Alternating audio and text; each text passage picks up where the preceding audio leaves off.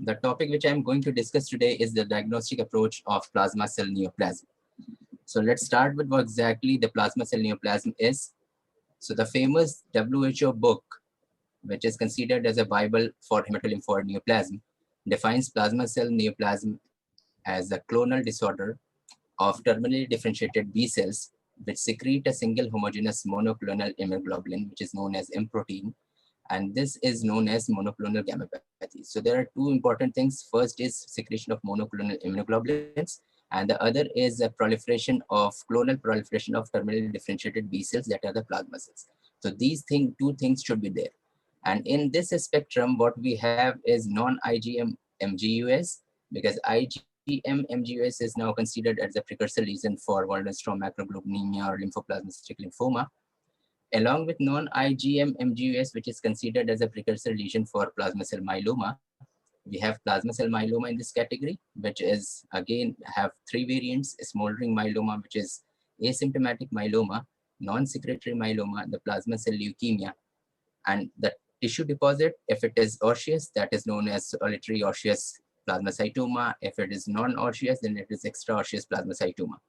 In addition to that, the condition which is important for nephrologists is the monoclonal immunoglobulin deposition disease, which can be primary amyloidosis, or if it's non-amyloid protein, it's the systemic light and heavy chain deposition disease. And the last are the two syndromes, Bohm syndrome and the Tempe syndrome. Tempe syndrome still holds the professional disease entity as it's recently described, and less than 20 cases are reported in English literature. So a little bit about the etiopathogenesis. Exact etiology is not known, but it has been suggested that a chronic antigenic stimulation leads to activation of germinal central B cells in the plasma cells. And with the addition of certain genetic defects like primary IgS translocation, other things, these terminal differentiated B cells of the plasma cells become the myeloma cells. And when they attain a secondary hit in the form of IgS translocation or other mutation in gene, they finally develop a full-blown clinical plasma cell myeloma. So these plasma cells and the genetic events are important in the pathogenesis. In addition to that genetic findings, bone marrow microenvironment plays a very important role in the pathogenesis of plasma cell neoplasm. So the mesenchymal stem cells release different cytokines that activates and proliferates myeloma cells, which in turn secrete different cytokines leading to the final end organ damage, like activation of osteoclast leads to bone resorption and further osteolysis, pathological fracture, etc. Similarly, excretion of these M protein lead to deposition in kidney, leading to nephropathy and hyperviscosity and other things. So what are the common presenting features with which the patients of myeloma or the plasma cell neoplasm present to us? So they usually present with weakness and easy fatigability, and that is attributable to anemia or the presence of high serum IL-6 levels.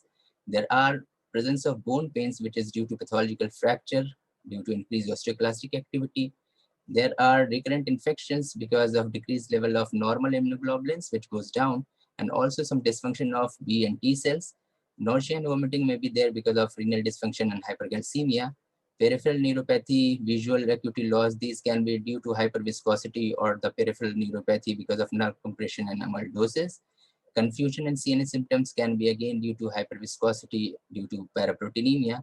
Sometimes they also present with bleeding manifestation, which is because of antibody coating the platelets, leading to defective platelet aggregation, and also the presence of antibodies that are non-specific and develop against the certain clotting factors, also called as acquired hemophilia.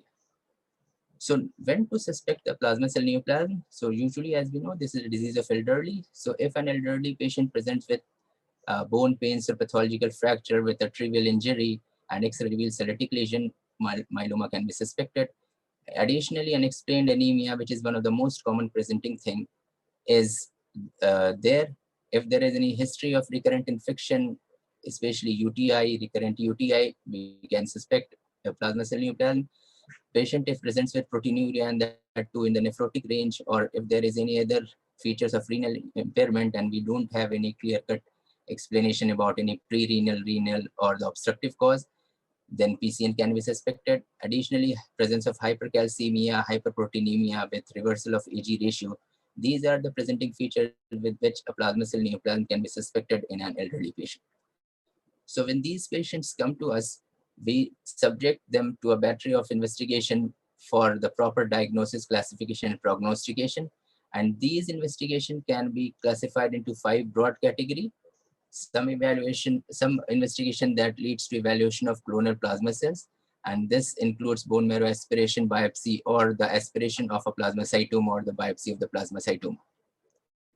In addition to the morphological evaluation, flow cytometric immunophenotyping or IHC to define the clonal nature of these plasma cells are also very important. The next is the evaluation of clonal paraproteinemia, which is usually done by serum protein electrophoresis, immunofixation, free light chain assay, urine protein electrophoresis, quantitative serum IgG levels. Third is evaluation of end organ damage, which is done with the help of hemogram, which shows presence of anemia, renal function test, which defines the kidney damage, the serum calcium levels, and a skeletal survey with the help of X-ray, whole body low dose CT or MRI. In the special cases where we suspect amyloidosis, then we can go for abdominal fat pad biopsy or the renal biopsy. Additionally, if there are features of hyperviscosity, then we can go to serum viscosity measurement. And then finally, for the risk stratification, we go for albumin and beta-2 microglobulin levels along with LDH levels, and then the genetic analysis for the genetic classification, and that is done usually with the help of FISH analysis. So coming to them, this is the recent EHA and ESMO joint guidelines for multiple myeloma. So what investigations are obligatory at the time of diagnosis? So it defines certain blood investigation, certain urine investigation, bone marrow and imaging that are obligatory at the time of diagnosis. So for blood, we go for CBC and peripheral serum examination, then serum electrophoresis and immunofixation for the presence of M-band and the type of M-band, serum free light chain assay, immunoglobulin levels, renal and liver function test, calcium, lactate dehydrogenase levels, albumin beta-2 macroglobulins levels. These all things are obligatory. But if we see presence of plasma cell in the peripheral blood, we can go for flow cytometric immunophenotyping to see the clonal nature of plasma cells. Similarly, for urine, we have to go for 24-hour urine collection for the total protein excreted in 24 hours. Along with that, we can go for urine electrophoresis and immunofixation with the help of electrophoresis. Similarly, in bone marrow, we do bone marrow aspiration cytology biopsy to confirm the presence of plasmacytosis, and its monoclonality is then judged with the help of immunohistochemistry.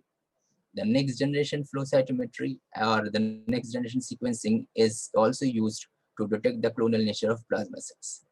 Additionally, bone marrow aspiration sample is also subjected to cytogenetic karyotyping and the FISH analysis to detect some of the common genetic abnormalities that help in genetic prognostication of these cases. Imaging, whole body low dose CT has now become the standard of care. In addition, whole body MRI and PET scan is also used. So coming to them one by one, usually when we do CBC in these patients, initially they present with anemia only, with other TLC and platelets being normal. So initially it's a normochromic normocytic anemia that we see, but as the disease progresses and there is more and more marrow involvement and reduction of other lineages, then pancytopenia develops. And if we see the peripheral smear examination, what we see classically is the stacking of these RBC, which is known as rouleau. These are not exactly agglutinating, but these are sticking to one another due to loss of the repulsive force between them. And this is rouleau formation. In advanced stages, we can see the presence of atypical plasma cells also circulating in peripheral blood and can be due to plasma cell leukemia. Next, serum protein electrophoresis. So when we subject the serum protein or the serum for electrophoresis, then the serum protein divides itself into 5 or 6 zones. Most dense zone is albumin, followed by a very weak band of alpha protein, alpha 2 proteins, and the beta globulins. So beta globulins usually give a single band kind of thing, but maybe 2 bands. Gamma region is usually seen in the smudge form. We don't see any discrete band in the gamma region. And this is because of the polyclonal natures of immunoglobulins that are there. So they are not monoclonal, they are not of single type. So we see multiple small band, and that's why it's a smudgy kind of thing.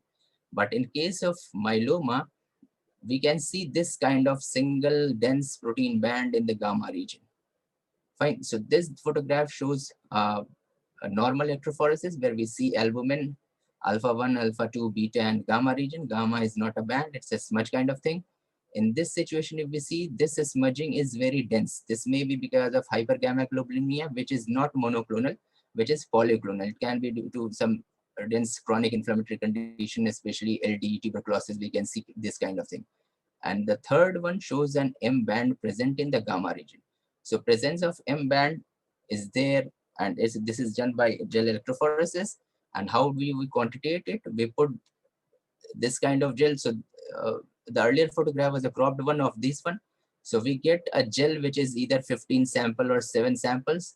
We put these gel on a densitometer, which is nothing but a scanner kind of thing. And this scanner then scans all these bands, and based on the density give you the proportion, how much proportion of gamma is there, beta 2 is there, beta 2 is there. So, and this proportion is then multiplied by total serum protein to know the absolute quantification of M band. Once we know that the M band is present, then we go for the typing. And that typing is said as serum immunofixation. The serum immunofixation electrophoresis is again done on agarose gel, which is, if you see, these are the 4 sample cabinet, and these are the wells for the sample thing. So one well followed by these 5 wells. So all these wells are loaded with serum, electrophoresis is done. Then in these gels, we put anti-IgG, anti-IgA, anti-IgM, anti-kappa, anti-lambda.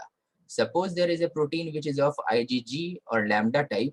When we put, after electrophoresis of protein, when we put anti-IgG, anti-IgA, then anti-IgG will bind to G, and then precipitation is there.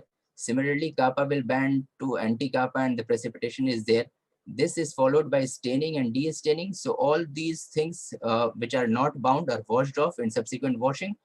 And the band which is specific, like anti-IgG, will bind to G protein. So in this position, these bands will remain there after precipitation.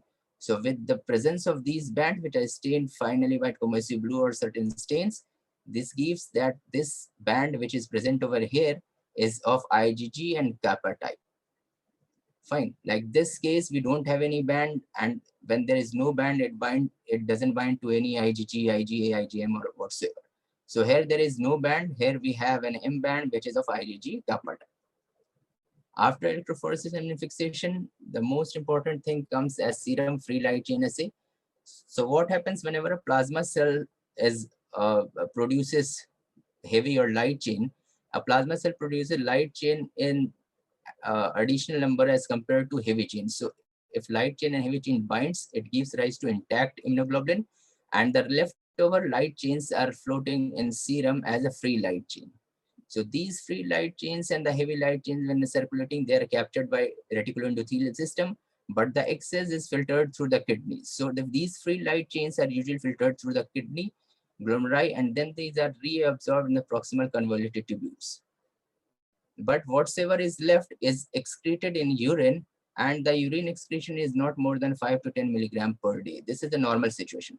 But when a myeloma protein is there, lots of free light chains are excreted out, it surpasses the absorption ability of proximal convoluted tubules and get deposited in the distal chain, which is light chain deposition disease. In addition to that, excess of this is excreted, which is more than 100 milligram or 200 milligram per day. So the principle of identifying free light chain is that when a light chain, when it is bind to heavy chain and it is intact immunoglobulin, it has certain epitopes which are hidden. But when these are circulating in free in circulation, these epitopes are exposed. So what we do is antibodies are produced against these epitopes, and then based on the bead-based immunoturbidometric method measured by nephelometry, these antibody bind to these free things only and not to the bound light chains in the intact immunoglobulins. And then we detect this free component only. Usually the free component, free light chain ratio for kappa is 3.3 to 19.5 milligram per liter, and lambda is 5.7 to 26.3 milligram per liter, and the ratio is 0.26 to 1.65. In myeloma, these ratios are altered with the involved chain increasing much more as compared to uninvolved chain. But this ratio is not always true. meaning thereby there are certain physiological variation, like elder age patients have this ratio little skewed due to decreased renal clearance in older ages, and also due to increased production. So in cases of older age or patients with having a pre-existing renal diseases, a ratio up to 3.37 to 3 is taken as normal, and anything higher than that is then taken as abnormal. So if we see the free light chain sensitivity, this analytical sensitivity is much higher as compared to SPE. So if we do only serum protein electrophoresis, we can detect an M band which is approximately 0.5 gram per deciliter. Below that, it may be difficult to detect by serum protein electrophoresis. But with the use of serum free light chain, the sensitivity level is 0.25 to 3 milligram per liter. So almost 10 times, 1,000 times more as compared to serum protein electrophoresis only. And when it is compared with serum electrophoresis, more than 99% of myeloma can be diagnosed based on these two things. Taking the advantage of free light chain, the similar principle is used for now intact immunoglobulin to measure the heavy light chain assay. That is to measure the involved as well as non-involved things. So suppose a plasma cell with immunofixation, we know that it is IgG kappa. Then what we do, we have kits that have got paired IgG kappa, IgG lambda, the other pair would be IgA, Ig kappa, lambda, third pair would be IgM kappa and lambda. And based on the presence of which type of immunofixation, which type of band is seen in immunofixation, we use the pair. So suppose if the immunofixation shows us that this is IgG kappa, we use IgG kappa and IgG lambda pair. So in this case, IgG kappa will be involved heavy light chain, IgG lambda will be uninvolved light chain. So we use this kit and measure the amount of involved as well as uninvolved thing.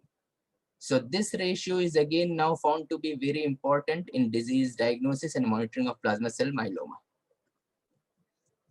Other modality is urine examination. So for urine examination, what we have to do is we have to collect 24-hour urine of the patient and then determine the quantity of protein, paraprotein excreted in the 24 hours urine. So normally in an individual, not more than 100 milligram per day is excreted out, but this value may increase after an external exercise or the dehydration. But in cases of plasma cell neoplasm, this is much more. And the levels of less than 500 milligram is for MGUS.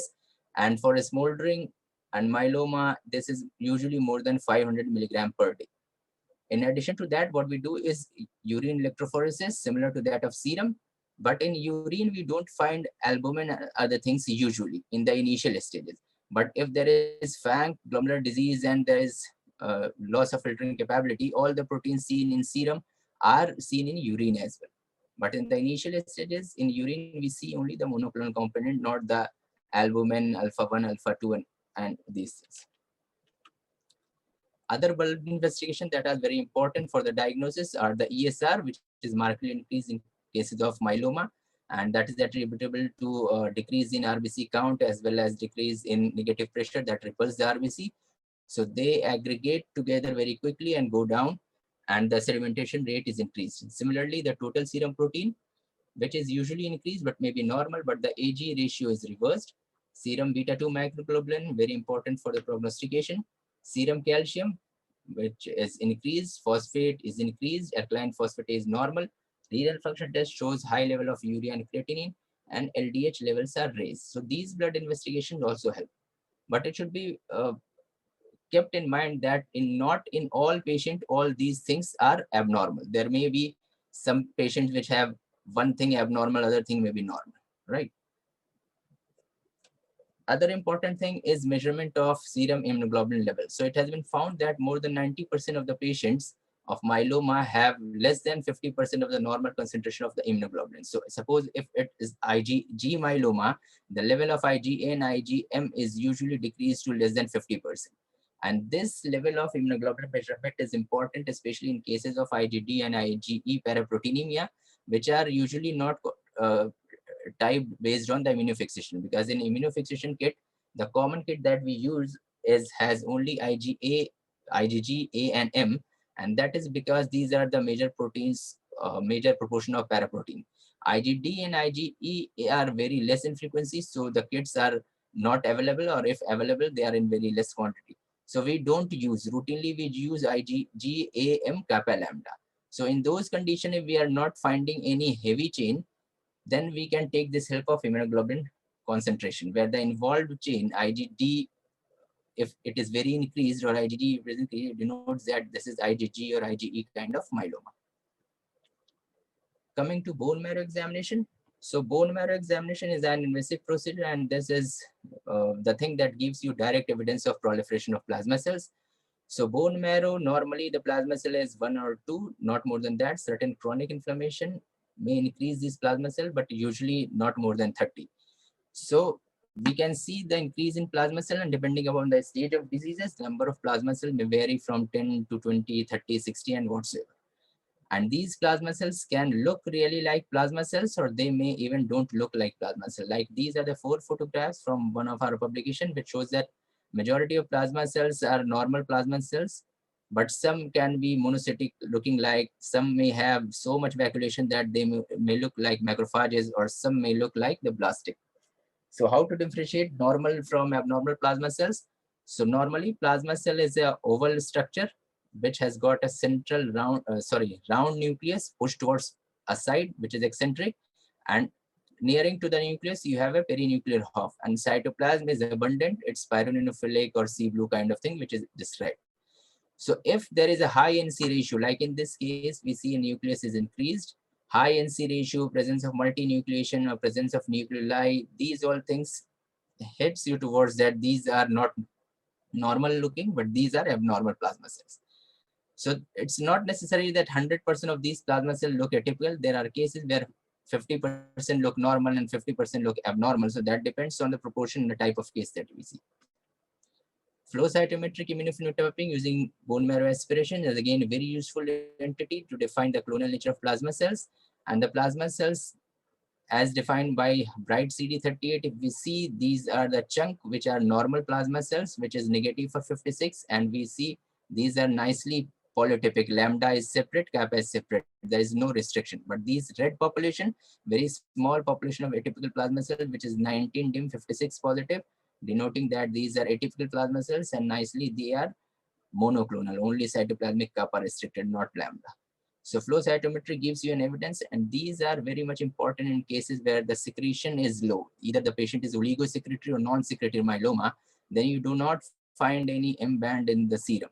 So what you have to do is you have to rely on the IHC or flow cytometry to define the clonal nature of plasma cell. Similarly, bone marrow biopsy usually have a normal pattern of the background element. That means megakaryocytes, myeloids, three cells are normal. And the amount of plasma cell can be just interstitially present, or it can have a sheet of plasma cell depending upon, again, the stage and type of disease. So, and these cells, when it's interstitially present and difficult to enumerate, then IHC with CD138 really helps. So we need to do IHC for proper enumeration of plasma cells. In addition to CD138, we can also use kappa and lambda IHC to prove the clonal nature of cells and to see that this is monoclonal and restricted towards either kappa or lambda. In addition, we can see the presence of amyloid in the bone marrow, and what we see is especially deposited in the basement membrane of the vessels, and it may be interstitial deposition of eosinophilic hyaline material, which is positive for Congo red and give the apple green birefringence typically on polarized light. Genetic analysis in fish, it is very important for the risk categorization, and the common translocation or the abnormality that we see is IGS translocation, which is present on 14q32, and this is translocated with any of these common partners, most commonly being CCND1 on 11q23. In addition to IGS translocation, it can be hyperdiploid, monosomy 7 or 13q deletion, 17p or TP53 deleted, or chromosome 1 abnormality. So these are some of the photographs. So we have red signal, green signal, one of IgG H, and other is CCND1. So there is translocation and fusion. So we see two fused signals. So this is translocation of IgGH and CCND1. Similarly, in this case, we see multiple green, multiple aqua, multiple red signal. This is a case of hyperdiploid. In this, we see a loss of one red signal. Probably this is 17p deletion.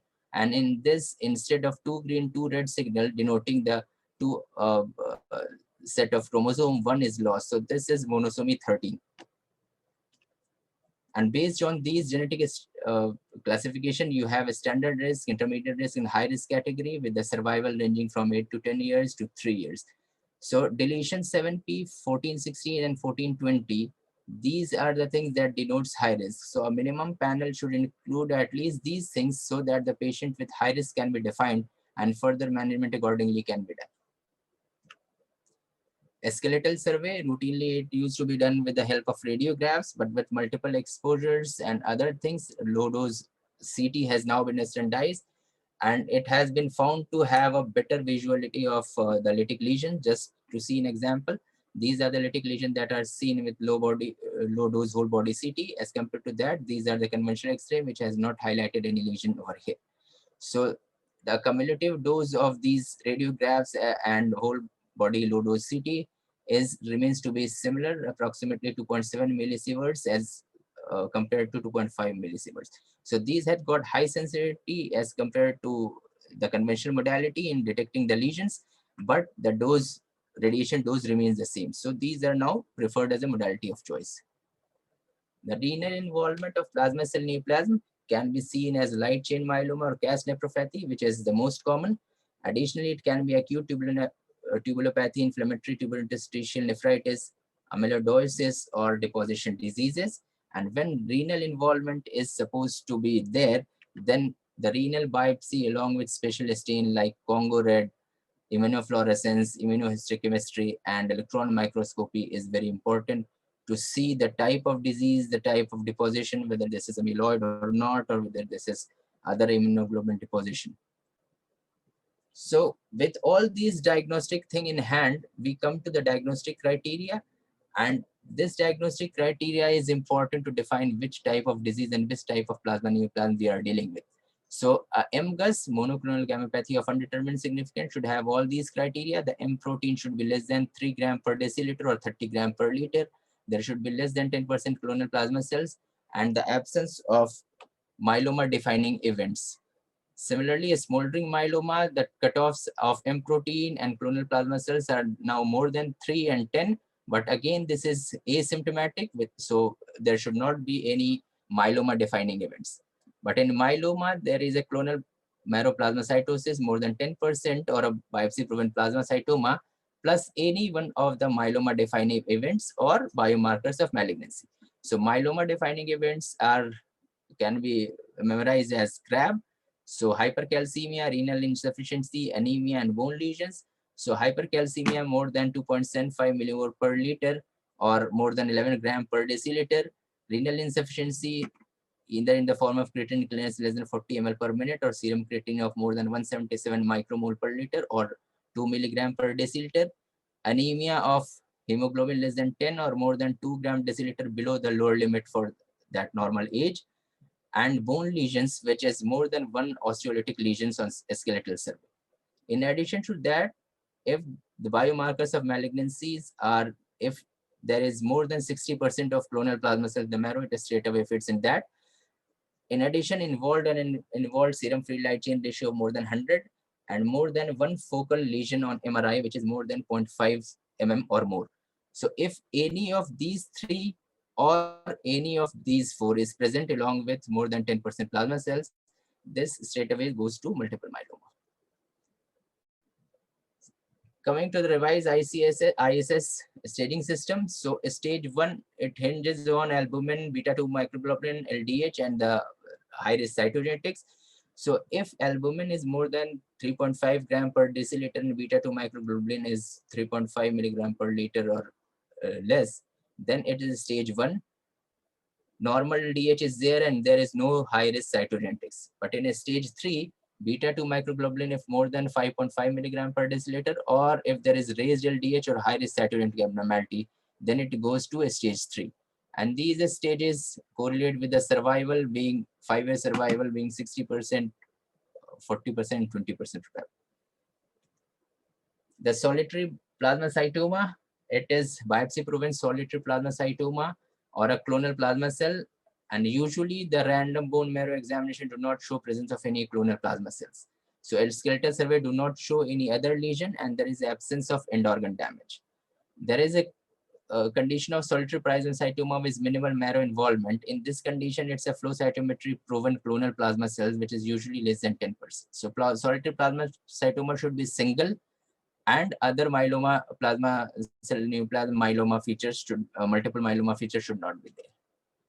Similarly, monoclonal immunoglobulin deposition disease, two broad categories, amyloidosis or immunoglobulin deposition disease.